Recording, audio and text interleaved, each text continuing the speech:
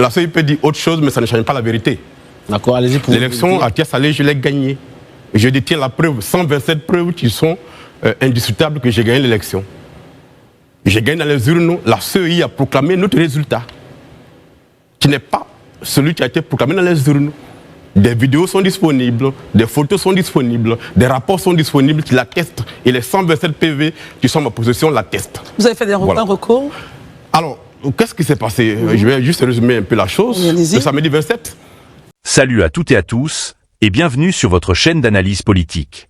Nous revenons sur une déclaration qui fait déjà grand bruit sur la scène ivoirienne. Invité de l'émission Le Grand Talk sur Live TV, le 26 février 2026, Assalé Tiemoko Antoine, maire de Thiès-Salé, président de l'ATSI et député sortant, a pris une position sans équivoque. Il refuse catégoriquement de reconnaître sa défaite aux élections législatives du 27 décembre 2025. Une déclaration forte, un ton ferme, et surtout, une remise en question directe des résultats proclamés dans sa circonscription. Manipulation des chiffres, irrégularités électorales, combat pour la vérité démocratique, ou simple bataille politique pour préserver son ancrage local. Dans cette vidéo, nous allons analyser en profondeur ses propos, décrypter sa stratégie, comprendre les enjeux politiques derrière cette contestation et mesurer l'impact que cette sortie médiatique pourrait avoir sur la scène politique ivoirienne. Restez avec nous jusqu'à la fin, car ce dossier est loin d'être clos. Et les révélations pourraient bien relancer le débat sur la transparence électorale en Côte d'Ivoire. La CEI peut dire autre chose, mais ça ne change pas la vérité. D'accord, allez-y pour l'élection à Thiès-Salé, je l'ai gagnée. Je détiens la preuve, 127 preuves qui sont indiscutables que j'ai gagné l'élection. J'ai gagné dans les urnes, la CEI a proclamé notre résultat, qui n'est pas celui qui a été proclamé dans les urnes. Des vidéos sont disponibles, des photos sont disponibles, des rapports sont disponibles qui l'attestent. Et les 127 PV qui sont en ma possession l'attestent. Vous avez fait un recours? Alors, qu'est-ce qui s'est passé? Je vais juste résumer un peu la chose. Le samedi 27, il y a eu le vote. Le soir, il y a eu la compilation. Et les résultats avant 22h. À 22h à Thiès-Salé, tout le monde savait qui avait gagné les élections législatives. Moi-même, je le savais. J'avais tous mes PV. On a fait la compilation de façon publique sur écran géant. On avait tous les résultats. Le dimanche, la CEI a proclamé notre résultat, qui n'est pas celui qui est sur nos PV à nous et qui est le fondement de notre compilation à nous. Ce résultat, nous ne savons pas sur quoi il est basé. Et pour le comprendre, nous avons commis des avocats au fin d'aller auprès de la CEI Thiès-Salé pour leur demander les PV qui sont le fondement des résultats qu'ils ont proclamés. Le commissaire de justice se sont rendus à Thiès-Salé, interroger la CEI Thiès-Salé. La CEI Thiès-Salé a répondu qu'elle ne disposait plus des PV à partir desquels elle a proclamé le résultat qui est contraire à celui qui est en notre possession. Et que ces PV auraient été transmis à la CEI centrale à Abidjan. Les commissaires se sont déportés à Abidjan, la CEI centrale, pour réclamer ces mêmes PV. La CEI centrale leur a répondu qu'elle ne disposait plus de ces PV, en tout cas pas celles que la CEI Thiès-Salé prétend leur avoir transmises. Donc au total, on n'a pas ces PV-là. Donc nous avons saisi. Empêché de faire le recours. Non, on a fait le recours. Nous avons saisi le Conseil constitutionnel sous la base de tout ça. On leur dit, l'article 85 du Code électoral dit que ce sont les PV qui sont des urnes qui font foi. Nous avons 127 PV. Quand on compile les résultats, nous gagnons avec 1356 voix d'écart. Vous, Conseil constitutionnel, regardez ça. Appelez nos adversaires qui produisent les PV à partir desquels ils ont été proclamés vainqueurs et qu'on regarde qui a raison. Le Conseil a estimé que je suis mal fondé. C'est tout.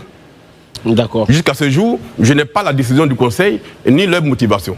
Donc, moi, je réaffirme qu'à Thiès-Salé, c'est moi qui ai gagné les élections et j'ai les preuves de cette victoire-là. Après, la vie continue. Le Conseil a rendu une décision, je la respecte. Celui qui a été proclamé par la CEI comme vainqueur a siégé. Après, il a cédé son poste à sa suppléante. La vie continue. Nous, on est passé à autre chose. Mais la vérité des urnes, je ne vais jamais accepter qu'on dise que j'ai perdu parce que j'ai gagné et j'en ai les preuves. Très bien, Daouda. Merci beaucoup. Bon, l'histoire retient encore. Vous dites que vous avez gagné, mais c'est un autre qui siège à votre place. Voilà, tout à fait. Grave.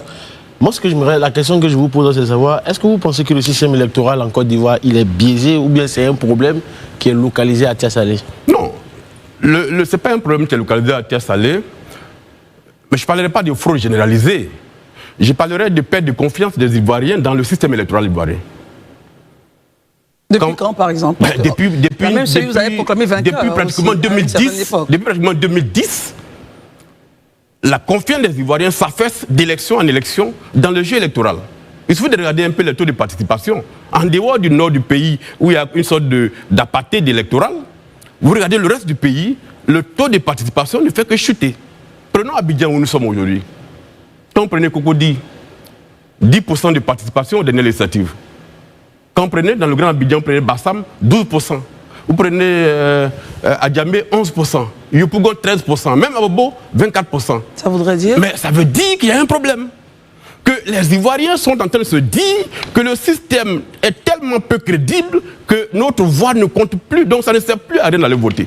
Et ça, c'est une problématique centrale qui devrait faire l'objet de débats précis entre les acteurs ivoiriens dans notre pays. Vous faites une relance et on part. C'est la dernière relance justement concernant le taux de participation. Monsieur Assalé Temoko, depuis 2010, tout ce qui concerne les élections au niveau local, quand on fait la moyenne c'est pratiquement la même chose.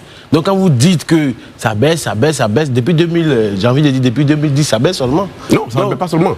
Parce que le problème, c'est que dans mon entendement, c'est que votre explication nous laisse entendre que cette élection qui vient de se passer là, c'est vraiment pas du tout crédible. Et pourtant, si on fait la moyenne, d'ici qu'on fasse le tout, je peux vous sortir le pourcentage des élections. Je n'ai pas dit que les élections ne sont pas crédibles. J'ai dit que la confiance des Ivoiriens dans le système s'affaisse. Et cela est démontré dans des taux de participation qui s'effondrent dans des grandes cités. Et c'est un fait. Et c'est pour cette raison que moi je vous dis alors que est-ce que c'est quelque chose qui date de maintenant ou bien c'est pas... Ce phénomène est observé depuis 2010. Alors le point c'est... Donc on est d'accord. Le point est le suivant. Il y a en certains points de Côte d'Ivoire on va dire des partis de gauche qui ont gagné, des indépendants qui ont gagné. À ce moment-là, quel est votre regard, justement, quand ce n'est pas le parti au pouvoir qui gagne? Pour vous, ça marche? Non, c'était un raisonnement, j'allais dire, qui, pour moi, se fait par l'absurdité. Parfois, on nous oppose le fait que quand on dit qu'il y a eu fraude, on dit qu'il n'est pas crédible, on dit parfois même des candidats en prison ont gagné alors qu'ils sont en prison. Donc cela voudrait dire que le jeu est transparent. Non! L'élection n'est pas forcément peu crédible. C'est les acteurs que vous avez en face de vous qui participent à construire un environnement de fraude et qui font que, souvent, on a tous peur d'aller aux élections parce que la CEI, qui est l'organe qui décide à l'intérieur du pays, peut être parfois contrôlée par des individus qui n'ont pas intérêt à la moindre transparence. C'est ce que nous dénonçons. On commence à avancer. Donc, dans certains points, les acteurs locaux sont peut-être à interroger. C'est ce que vous dites. Mais pas le système global. Non, pas le système global. Donc, ce n'est pas le système, on comprend bien. Allez-y. Monsieur Temoko, moi, je suis d'accord avec vous par rapport au taux de participation en zone urbaine, surtout à Abidjan. Mais justement, est-ce que ce n'est pas de votre responsabilité en tant qu'homme politique? Parce que quand on suit la communication préélectorale d'un certain nombre de politiques, il y a de quoi avoir peur quand on se met à la place des citoyens lambda. Quand des candidats ne vont pas aux élections, appellent au boycott, c'est normal que les militants suivent. Donc, quelle est la part des responsables politiques dans cette situation-là, selon vous? Non, en 2023, tous les partis politiques ont participé aux élections municipales. Il n'y a pas eu de boycott. Mais les taux sont restés sensiblement les mêmes. Donc, la question est plus profonde. Ce n'est pas lié au discours de quelques-uns par rapport aux enjeux électoraux. Non, c'est un phénomène qui s'observe. Il y a une perte progressive de confiance des Ivoiriens dans leurs institutions et dans leur processus électoral. Et ça, c'est une question qui devrait interpeller tous les acteurs politiques pour qu'on s'asseye et qu'on regarde en profondeur ces questions-là pour qu'on reconstruise la confiance. Sinon, les élections tiennent parce qu'il y a des... Les citoyens sont convaincus que leur voix ne sera même pas prise en compte. Et qu'on peut aller voter et la CEI va proclamer notre résultat. Regardons. Et ça, c'est un constat qui de plus en plus s'observe sur le terrain. Je vous envoie à Toumoudi, monsieur le maire. On a eu donc une élection avec la candidate du RHDP proclamée vainqueur. Élection reprise. La candidate du PDCI, pardon, voilà. On reprend l'élection, il confirme sa position, il gagne. Votre regard? Oui, mais quand on reprend une élection, à travers tout le pays, il y a combien d'élections? Il y a ces 2 élections. Djalia Massala et puis Toumoudi. Oui. Donc, ces 2 élections-là, même à Douala, personne ne s'en intéressait. Tout le monde avait le regard sur sur Tumodi, où les deux grands partis étaient sur le terrain avec leurs armes lourdes. Et donc il y avait un regard précis sur cette élection-là. Il ne pouvait qu'avoir ce résultat de transparence. Parce que chacun a les moyens de contrôler efficacement cette élection-là. Donc le résultat n'a pas changé, même qui a évolué, est le symbole de ce que quand il y a un vrai contrôle derrière, les choses se font de façon transparente. Mais dans une ancienne élection, chez vous aussi ça a été repris, monsieur Assane. Oui, mais... Permettez, je termine, si vous me pardonnez. Oui. Lors de cette élection, ça a été repris. Et finalement, vous avez confirmé. Est-ce à dire que il y avait trop de regards là-bas, donc c'est pour cette raison. Mais bien sûr, c'était vraiment une élection où est-ce que c'est pas un peu prétentieux de la part de M. Non, c'est pas de la prétention. D'accord. Quand on reprend une élection, s'il y a un vrai enjeu, tout le monde a son regard sur cette élection. En 2023, ça a été repris, mais vous savez que tout le RADP, pratiquement 11 membres du gouvernement étaient dans la commune. Et donc, ça a été une concentration de crédibilité parce que chacun avait les moyens de contrôler cette élection-là. C'est ce qu'on a fait. Même s'il y avait eu une vraie volonté de frauder pendant cette élection. Mais cette fois-ci, qu'est-ce s'il vous plaît, messieurs, ordonnons le débat. On ira à Herman et en plus, ça sera à vous. Ma question à cette étape-là, aujourd'hui vous parlez de fraude et autres, vous avez été spolié de votre victoire. Ouais, quels sont les faits de façon crédible, mais de façon factuelle, pour ne pas prendre le thème de mes confrères ici, qui vous amènent à le dire et au niveau national, à quel moment c'est perçu? Je ne comprends pas bien la question. Bon, il est revenu sur les faits dénoncés. Par exemple, moi j'ai été candidat à l'épée, à la circonscription à l'épée. Ouais. Il y a des éléments que vous ressortez chez vous, par exemple à Tia-Salé, qui ne sont pas forcément les miens, mais qui sensiblement ressemblent aux mêmes traits de caractéristiques. Donc je vous demande si, au niveau de l'ADCI, vous avez fait ce même constat. Oui, il y a une dialectique de fraude qui se met en place dans ce pays-là qu'il faut combattre. Vous prenez les cartes d'électeurs qui sont distribués à des gens qui ne sont pas les propriétaires. C'est un phénomène qui est observé de plus en plus dans le pays. À Tia-Salé, nous avons passé toute la journée à combattre des gens qui étaient en possession de cartes d'électeurs qui ne leur appartiennent pas. Et c'est des milliers de personnes. Hein. On en a pris près de 30 par la police. Très bien. On a porté plainte. C'est un fait. Première chose. Deuxième chose, il y a ce remplacement des présidents des bureaux de vote 24 heures avant l'élection.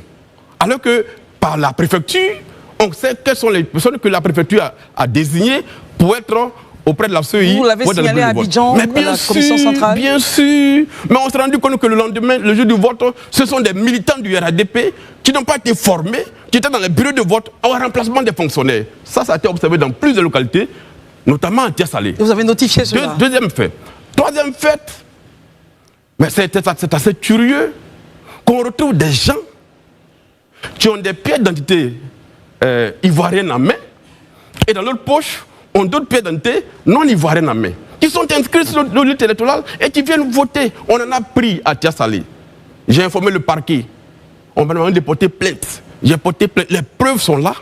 Et j'espère que cette fois-ci-là, la justice va faire son travail et que ces gens vont être punis pour que plus jamais ceux qui n'ont pas le droit de voter ne se retrouvent pas dans nos bureaux de vote. C'est des constats qu'on a fait. Et puis, par derrière ça, il y a ces CEI locales qui sont dirigés parfois par des militants zélés et qui s'amusent à fabriquer des PV en dehors des bureaux de vote et qui les font imposer le jour de la proclamation des résultats. Et c'est ce qui fait foi devant la CEI centrale. Très bien. Ça, un tel dynamisme ne peut que provoquer de la colère et cette colère peut déboucher sur des choses qu'on ne pourrait pas maîtriser demain. Pour avancer dans le débat, messieurs, la dernière chose mentionnée, les CEI locales qui font des choses donc, et informent après la CEI centrale, tout ceci est consigné et déposé dans vos parquets. Tout à fait. Et vous avez porté plainte. Tout à fait. Très bien. Messieurs, avançons dans le... Oui, la question que je veux lui poser, après avoir fait tout ce diagnostic-là, quelle solution en tant que parti politique vous proposez pour une réforme électorale qui puisse être... Moi avant qu'on aille au législatif, j'avais déjà, en tant que député, proposé une réforme de la CEI. La proposition de loi est toujours sur la table du bureau de la CEI. Les éléments qui ressortent à l'Assemblée nationale, les éléments qui ressortent, c'est d'abord de retirer les partis politiques de cette CEI-là.